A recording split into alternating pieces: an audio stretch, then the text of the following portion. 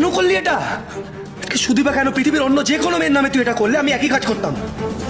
তুই সেখানে আমার স্ত্রী সুদীপাকে এত বড় কলঙ্ক দিলি। তাকে শিক্ষক হিসেবে সম্মান করি। রিতম বলে, কিন্তু আমার ফিলিংস, অনুভূতির এসবের কি কোনো দাম নেই তোমার কাছে? তখন পরমা বলে, কিসের ফিলিংস? আপনি এসব বোঝেন? একটা মেয়েকে সত্যিকারে ভালোবাসলে তাকে কলঙ্কিত করা যায় না। রিতম বলে, আমি তো কিছু করিনি, কোনো ছবি আমি এ বাড়িতে পাঠাইনি আপনাদের। আপনি যখন পাঠাননি তাহলে কে পাঠাবে এসব ছবি? অনিক বলে, উনি এসব কিছু করেননি, অন্য কেউ করেছে। পরমা বলে, সুদীপার কে ক্ষতি করতে চায়? সুদীপাকে কেন কলঙ্কিত করতে চায়? রিতম বলে, সুদীপার সঙ্গে সম্পর্কের ব্যাপারে আমাকে বারবার কৃষ্ণ স্যার উৎসাহ দিয়েছে। গায়ত্রী বলে, তোমাকে আমাদের বাড়ির সীমানায় যেন আর না দেখি বলে দিলাম, এক্ষুনি বেরিয়ে যাও। পরমা সুদীপাকে বলে, তোমার সাথে আমার অনেক কথা আছে, আমি কিছু আন্দাজ করতে পেরেছি। রিতম বলে, পুলিশ অফিসার, আপনাকে সাহায্য করতে চাই আমি কৃষ্ণ স্যারকে ধরার জন্য। আদিত্য বলে, আমরা যে সবকিছু জেনে গেছি, কেউ যেন এটা বুঝতে না পারে।